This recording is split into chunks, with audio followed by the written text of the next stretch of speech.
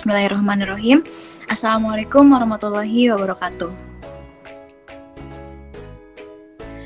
Pertama-tama, marilah kita panjatkan puji serta syukur kehadirat Allah Subhanahu wa Ta'ala yang mana telah memberikan kita rahmat dan juga berkah kepada kita semua sehingga kita bisa berkumpul di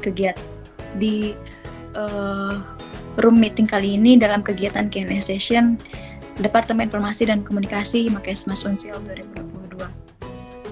Sebelumnya, perkenalkan saya Silmi Kafah sebagai moderator yang akan memandu jalannya Q&A session pada siang hari ini. Baik, karena di sini sudah ada pematerinya yaitu Kak Septian, izinkan saya untuk membacakan CV beliau.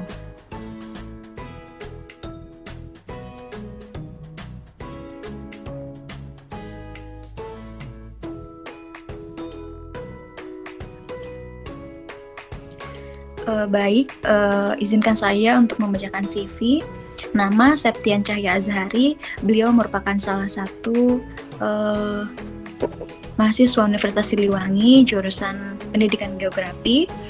Lahir 11 September 2000 dan juga untuk pendidikannya beliau pernah menjadi peserta Permatasari di Institut Pertanian Bogor dan juga beliau juga pernah menjadi peserta pertukaran mahasiswa Merdeka II di Universitas Pendidikan Ganesha.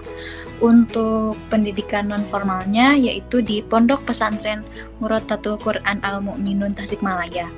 Adapun pengalaman organisasi dan juga pengalaman magang beliau di tahun 2022,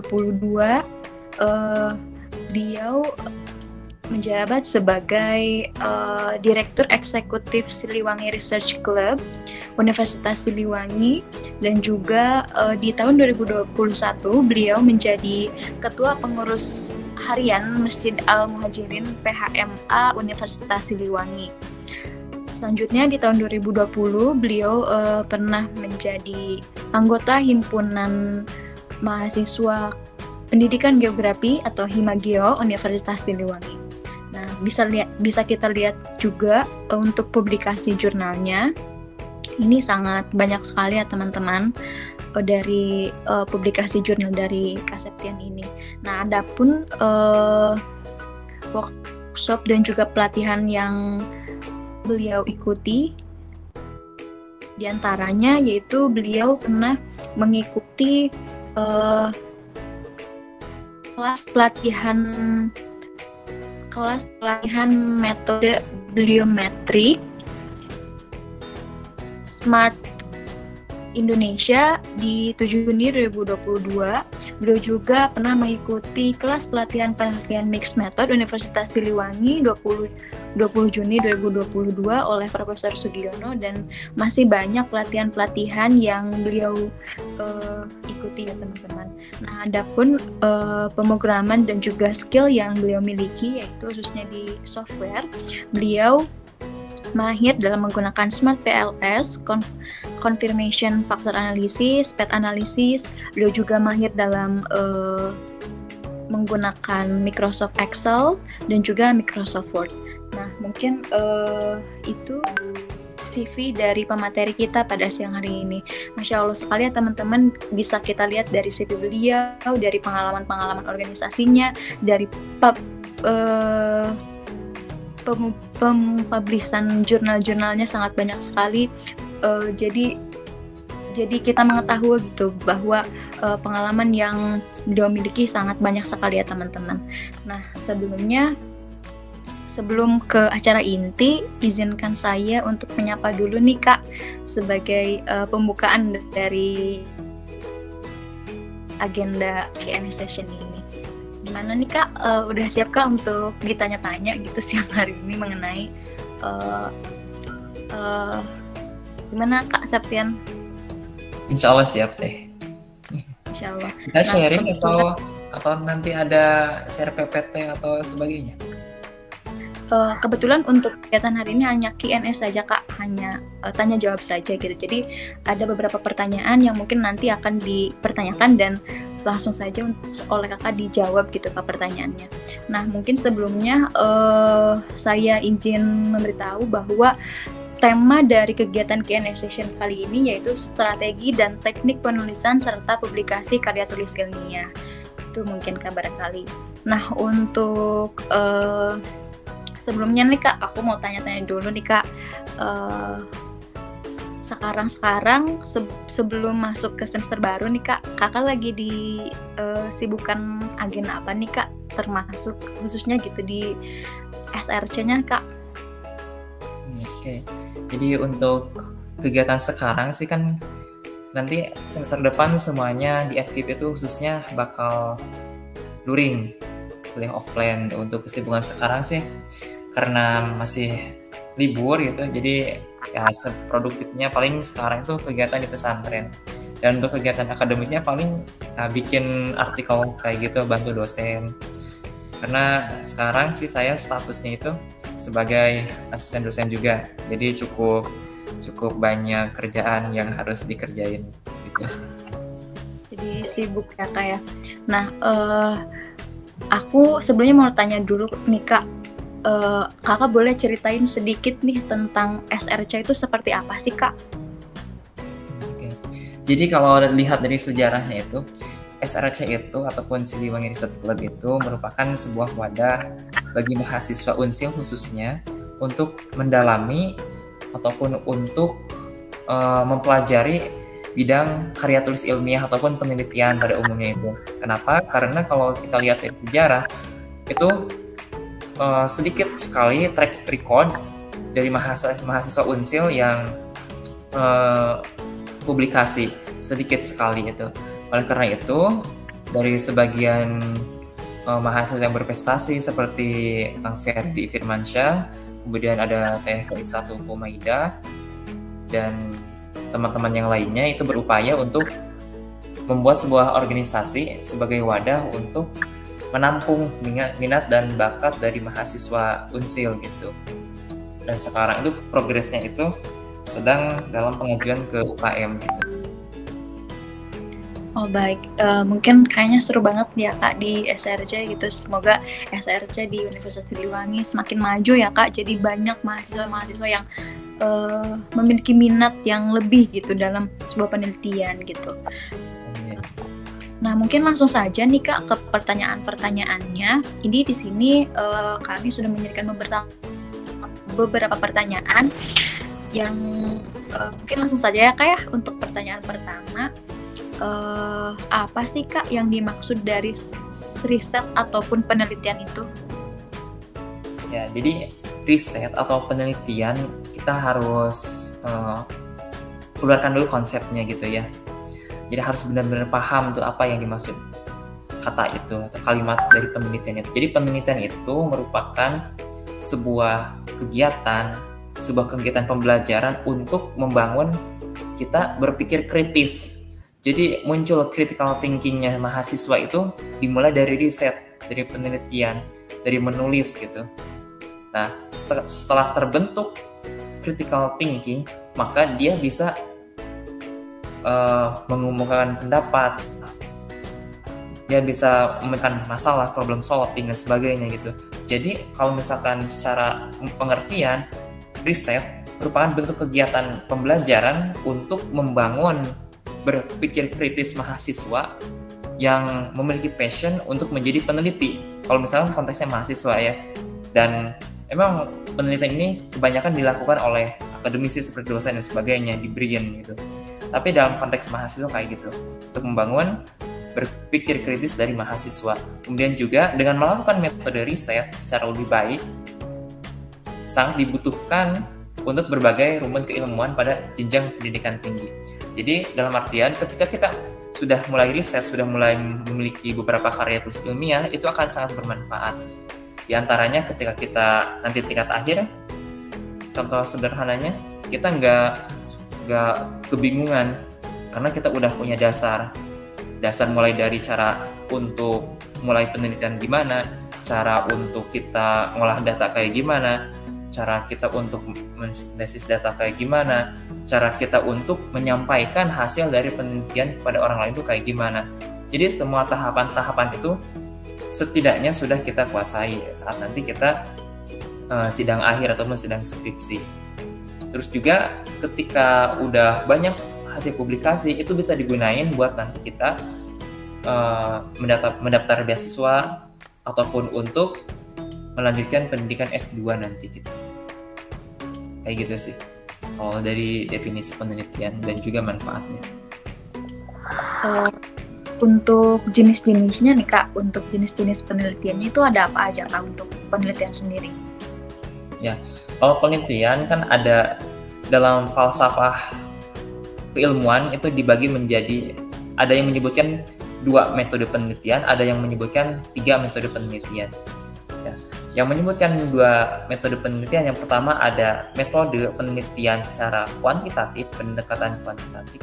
Yang kedua, metode penelitian kualitatif. Terus yang 3, menyebutkan 3, itu ada mixed method.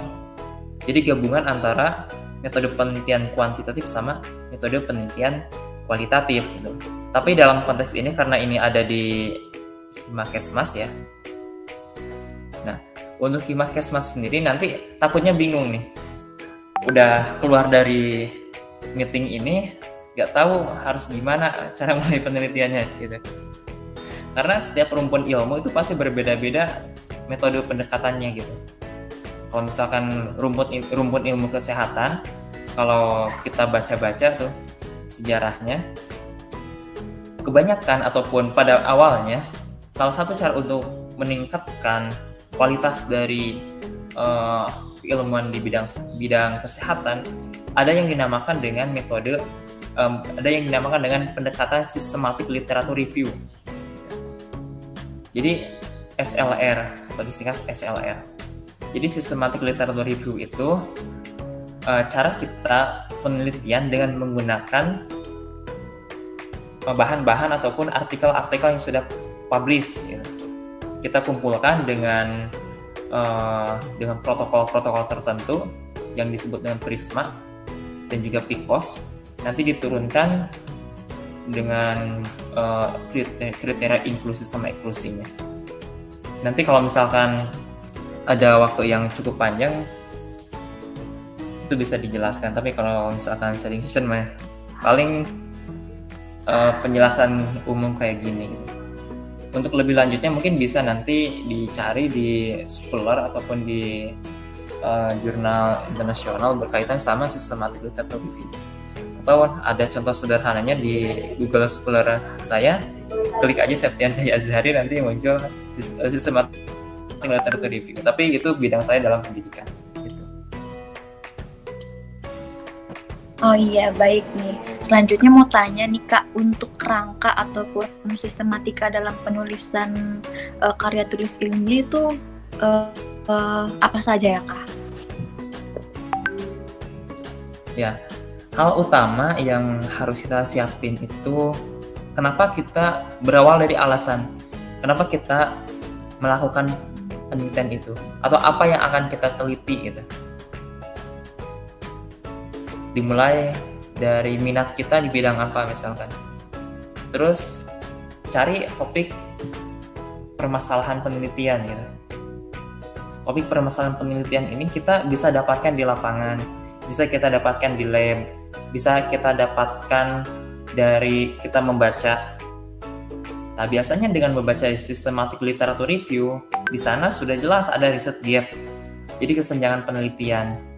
Dari kesenjangan penelitian itu bisa ditindaklanjuti sebagai penelitian kita di masa yang akan datang. Ya, kayak gitu.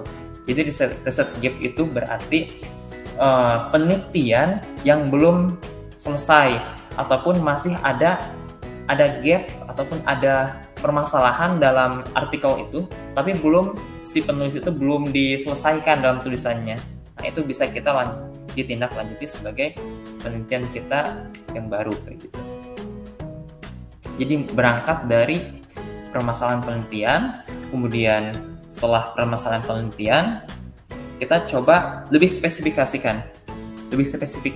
Misalkan penelitian mengenai bidang ilmu kesehatan. Kesehatan itu berhubungan sama soalnya saya bukan orang kesehatan, Contohnya dalam bidang pendidikan ya. Bidang saya dalam psikologi pendidikan sama geografi sosial, geografi manusia. Contoh dalam psikologi pendidikan. Temanya adalah psikologi pendidikan. Lebih spesifiknya di dalam psikologi pendidikan kan ada banyak lagi indikator variabelnya. Misalkan dalam hal motivasi belajar siswa, kayak gitu. Itu spesifiknya adalah dalam motivasi belajar siswa. Ada yang lebih spesifik lagi, ada motivasi internal, ada motivasi eksternal. Kita mau meneliti yang mana? Apakah kita akan meneliti mengenai motivasi eksternal siswa, ataukah kita akan meneliti motivasi internal di siswa, kayak gitu. Setelah ditentukan dari permasalahan penelitian yang spesifik, maka kita menggunakan alat-alat. Kita siapin nih alat-alat kita untuk mengumpulkan data tersebut. Pendekatan apa yang paling cocok untuk mengukur motivasinya. Nah, pendekatan ini kita bisa dapatkan dari teori, berangkat dari teori. Teori ini misalkan konsep dari motivasi itu apa? Terus variabel dari motivasi itu apa? Soal itu baru bisa dijabarkan ke dalam bentuk kalimat pertanyaan. Kita gunakan skala kalau misalkan kita menggunakan pendekatan kuantitatif. Kalau misalkan kita pengen gunakan pendekatan kualitatif, maka kita bikin wawancara mendalam terhadap siswa, kayak gitu. Jadi ada beberapa seperangkat alat yang harus kita siapin. Kita mau menggunakan pendekatan kuantitatif atau kualitatif ataupun mixed method gitu. Setelah semuanya selesai, baru sampai penentuan tema yang spesifik dan juga pengumpulan data. Terus setelah pengumpulan data, kita olah data itu mau diapain? Apakah menggunakan statistika? Misalkan hubungan motivasi belajar sama prestasi belajar dan juga hasil belajar. Atau tambah lagi variabelnya menjadi kebiasaan belajar. 4 variabel itu sangat kompleks, maka perlu pendekatan yang tepat. Salah satu pendekatan yang tepat untuk bisa menganalisis 4 variabel, misalkan kalau studi kasusnya kayak gitu, kita menggunakan partial square ataupun SEM, structural equation modeling. Misalkan pendekatannya kuantitatif. Kalau misalkan kualitatif, kayak tadi menggunakan wawancara, menggunakan pertanyaan-pertanyaan mendalam untuk bisa mencari jawaban atas pertanyaan yang kita tentukan gitu. Setelah tadi perumusan dari hasil penelitian, maka ditulis menjadi naskah, menjadi manuskrip, artikel ataupun karya tulis kita. Setelah itu kita review apakah sudah benar dengan pedoman, apakah sudah menggunakan metode yang tepat atau belum. Langsung nanti kita coba untuk di-submit di jurnal gitu. Jadi harus ada, sebelumnya menyinggung mengenai jurnal, ada beberapa kesalahan kalau menurut ahli gitu. Saya mengikuti webinar, jadi ada beberapa kesalahan umum yang terjadi di kalangan akademisi gitu. Yang pertama, penyebutan jurnal itu adalah manuskrip yang sering kita baca.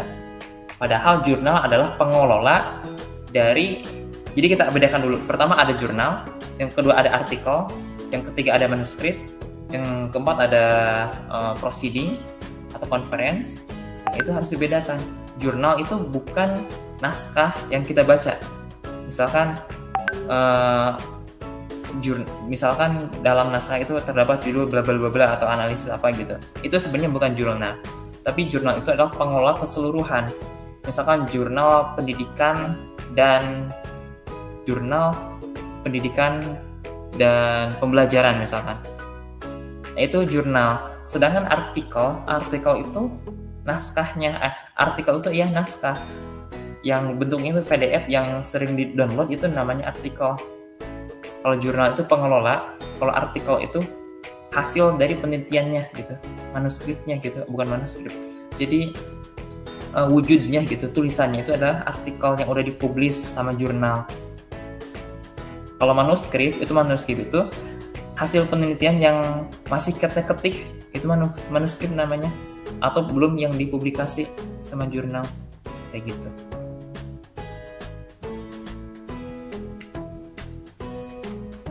Oh iya Kak.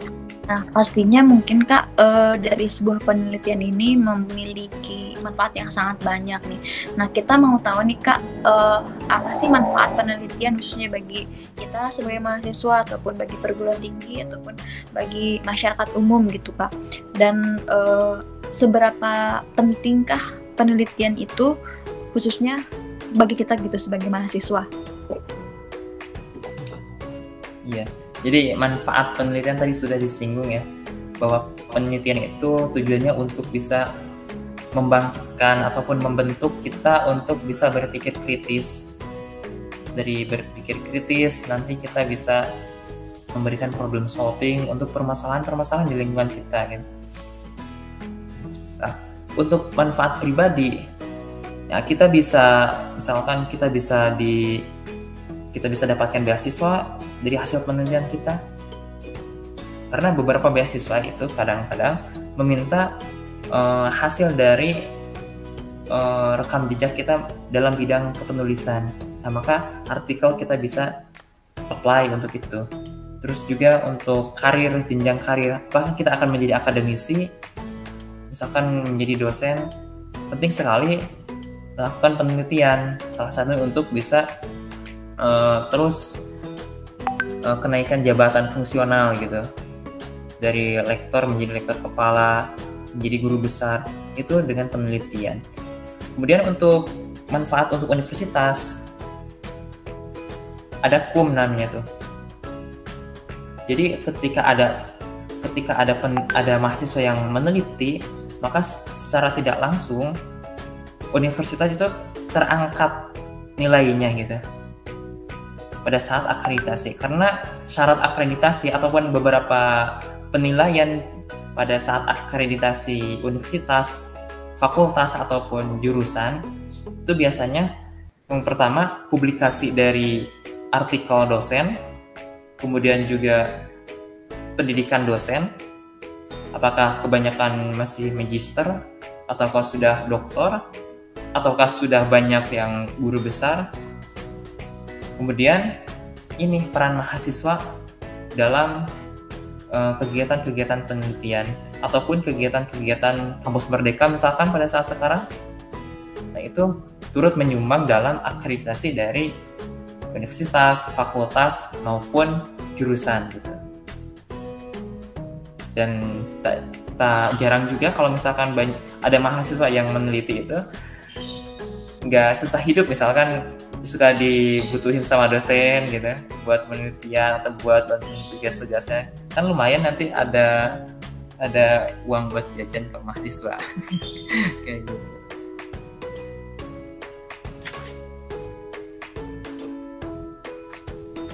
Iya baik, jadi banyak sekali ya Kak manfaatnya dari sebuah penelitian itu. Nah karena banyaknya manfaat itu Kak, mau tahu nih khususnya cara dari Kakak sendiri untuk membuat mahasiswa gitu tertarik dalam melakukan sebuah penelitian itu seperti apa ya Kak caranya? Sebenarnya sih kalau mengenai cara, saya juga udah memiliki minat dari dulu pengen jadi penulis gitu. Dari tingkat 1, dari tingkat 2, tapi baru terwujud di tingkat 3 ketika saya ketemu sama Mama Pres itu, Kang Ferdi, itu yang menjadi mentor saya dalam penulisan ilmiah sampai sekarang. Alhamdulillah. Jadi yang pertama sih motivasinya dulu harus dibangun, alasannya dulu harus dibangun, ataupun goalsnya dulu harus dibangun. Kenapa kita harus melakukan penelitian, apa sih manfaatnya gitu ya, harus dibangun dulu motivasinya.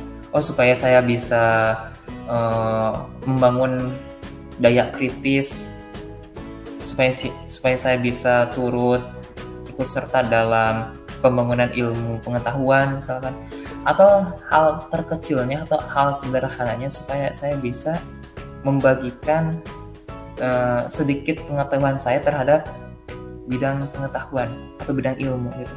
Kan nanti ketika hasil penelitian akan dirujuk sama orang lain. Oh, menurut penelitian si Anu misalkan, dalam penelitian menyebutkan kalau misalnya dalam bidang pendidikan, motivasi itu berpengaruh terhadap hasil belajar, ataupun motivasi itu sangat dibutuhkan ketika orang akan menempuh pendidikan gitu. Kayak gitu. Jadi tentukan dulu motivasinya, dibentuk dulu motivasinya, kemudian juga goals-nya, kita mau jadi apa nih. Soalnya ketika udah meneliti, otomatis udah memiliki tujuan dalam hidup gitu. Misalkan saya sebelum meneliti, saya putuskan dulu nih, tujuannya mau apa. Oh, ada goals yang ingin saya capai, misalkan untuk nanti beasiswa S2, atau untuk beasiswa saat S1, apply di BI, apply di Jarum dan sebagainya gitu.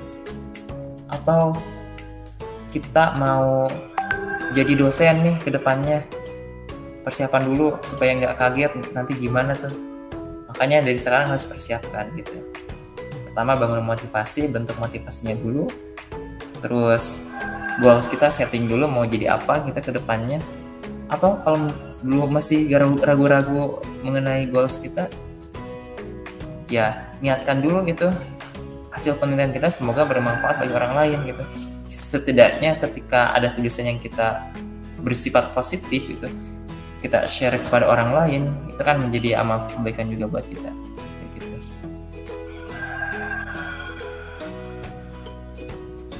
Baik, nah tadi kan sudah disinggung terkait motivasi ya Kak. Nah kadang kan ketika kita melakukan sesuatu, tentunya harus ada motivasi. Tapi kadang end down tuh Kak. Nah, gimana sih Kak menurut Kakak ataupun dari Kakak pribadi nih cara Kakak untuk terus meningkatkan motivasi Kakak agar penelitian yang sedang Kakak jalani ini dapat terselesaikan, jadi konsisten gitu Kak. Jadi penelitiannya juga terselesaikan, juga motivasinya tetap terjaga gitu. Bagaimana itu Kak? Oh, cara aku sih punya circle, karena aku punya circle sama orang-orang yang senang di bidang penelitian gitu. Punya circle, jadi kalau misalkan ada masalah, gimana nih cara selesainya, saya bingung nih untuk metodenya, ataupun nggak punya topik penelitian, kadang-kadang kita suka sharing, kita suka saling dorong gitu. Nih kamu bantu kerjain penelitian saya, atau misalkan ada artikel, ada jurnal yang ketika mereka minta, nanti kita submit nih jurnal.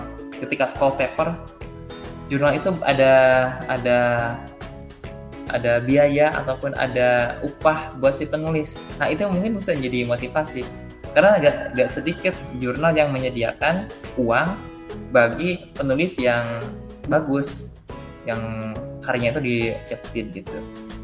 Gitu. Kalau misalkan masih bingung nih atau masih ragu-ragu, konsisten enggak, bentuk dulu lingkungannya, pastikan lingkungannya itu lingkungan yang positif dan juga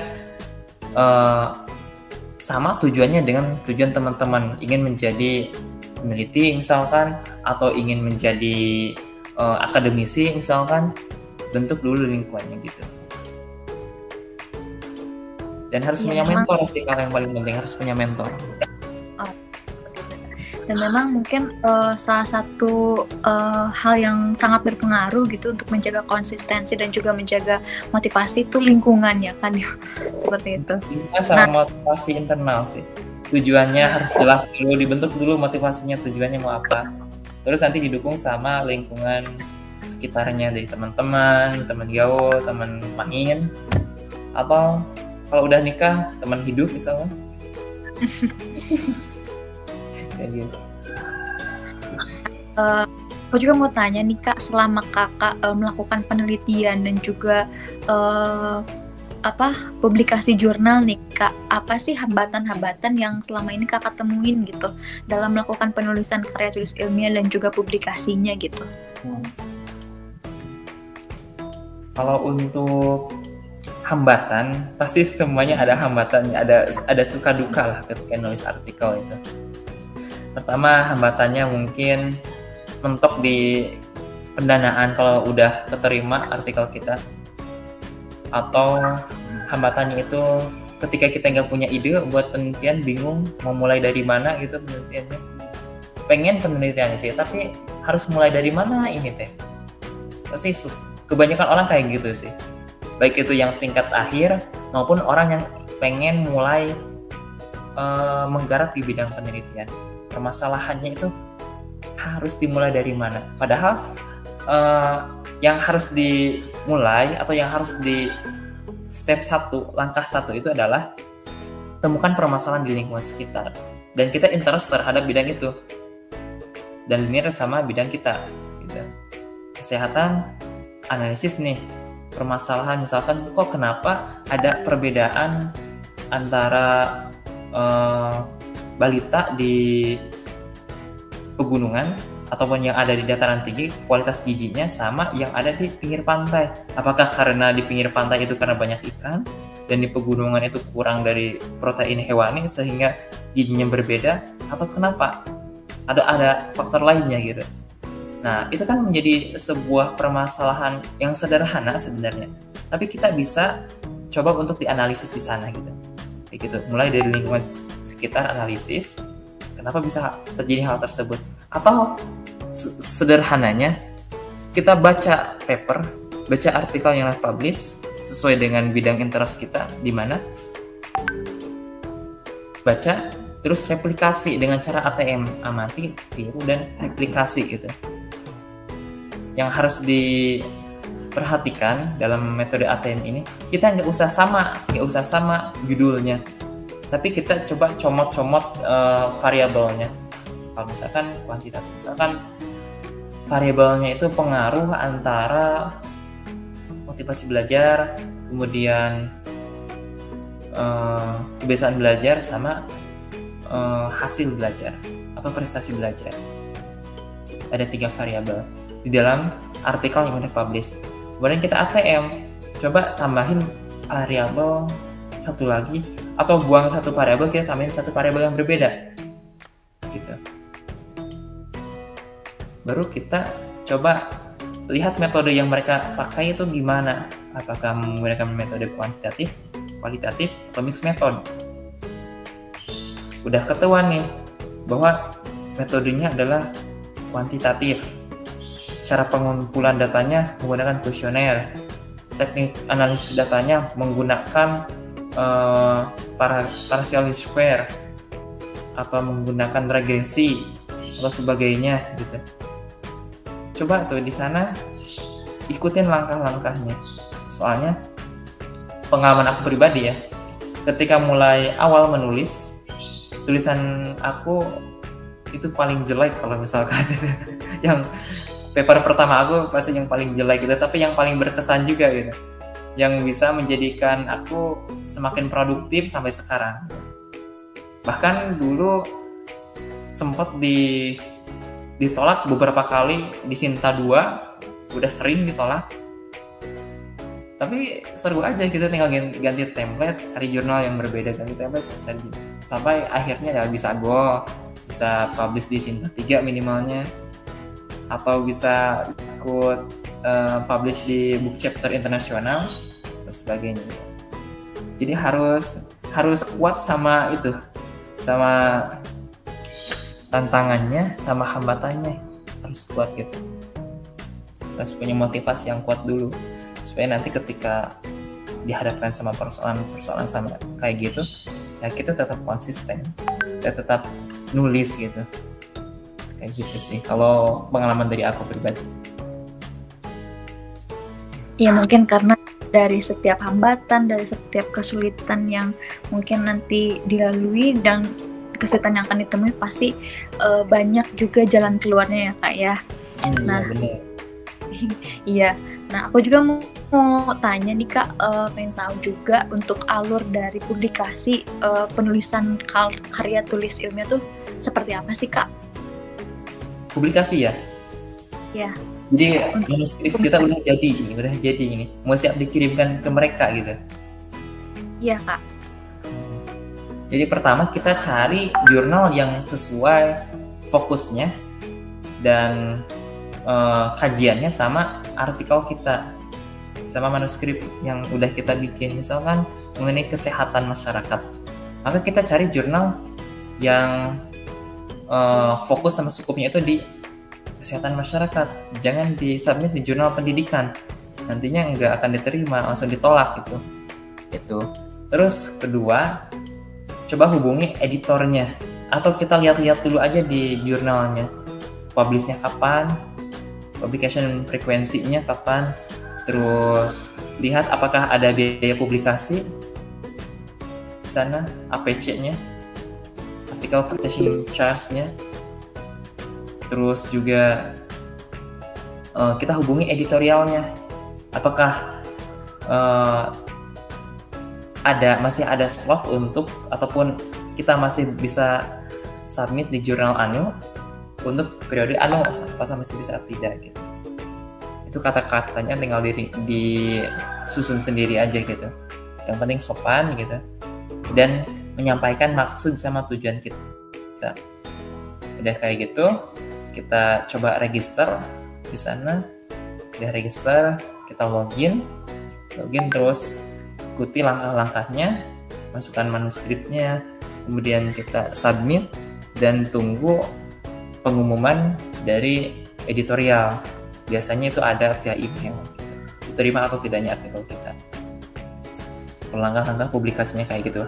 Sangat mudah sebenarnya kalau langkah-langkah publikasi, tapi yang cukup rumit itu dari startnya itu loh. Dari mulai kita nulis tuh harus kayak gimana. Kalau masalah publikasi itu mudah sebenarnya, tapi yang menentukan kualitas dari artikel kita dan pembahasan yang ada di artikel kita tuh kayak gimana. Utamanya sih pada saat kita mencari ide penelitian itu harus benar-benar diasah gitu, supaya nanti bisa berkelanjutan penelitiannya.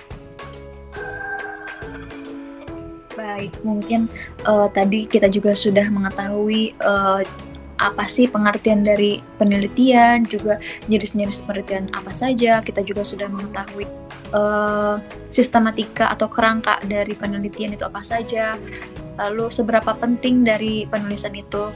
Nah, dari kakak nih, aku juga mau tahu tips sukses agar berhasil dalam melakukan sebuah penulisan atau publikasi karya tulis ilmiah itu seperti apa, Kak? Nah, yang pertama, supaya berhasil sama sukses dalam penelitian, kita harus memperhatikan beberapa komponen. Kalau menurut pelatihan webinar yang udah aku ikutin, yang pertama, dalam penelitian itu harus berawal dari riset gap, dari kesenjangan penelitian yang udah ada. Kemudian kita terapkan tuh dalam penelitian kita, riset gap itu. Jadi ada yang dinamakan dengan novelty ataupun inovasi dari penelitian kita. Gitu.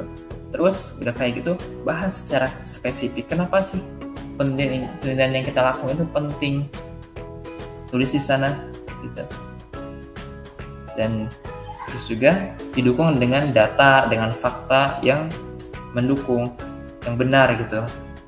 Ketika semuanya sudah beres, mulai dari riset gap, novelty dalam penelitiannya, metode yang digunakannya tepat, pembahasannya spesifik, itu kemungkinan besar akan sukses untuk diterima di jurnal, baik itu di jurnal skala nasional ataupun jurnal internasional gitu sih.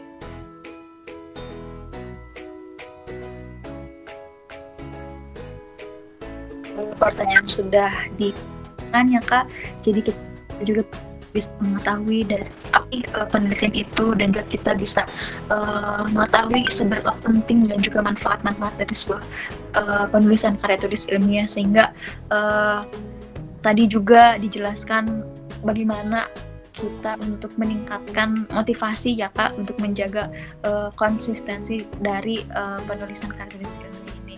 Nah, mengingat mungkin pertanyaan-pertanyaan yang sudah disampaikan ini telah terjawab semua, Kak. Makasih untuk jawaban-jawabannya. Semoga dalam kegiatan Q&A ini bisa memberikan manfaat ya, Kak, khususnya bagi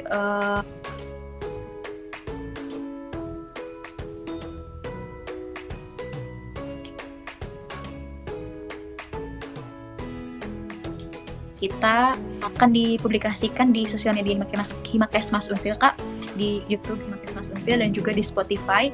Nah, mudah-mudahan dari dipublishnya Q&A session ini bisa memberikan manfaat juga ya, Kak, ya, bagi seluruh mahasiswa Universitas Siliwangi, khususnya dalam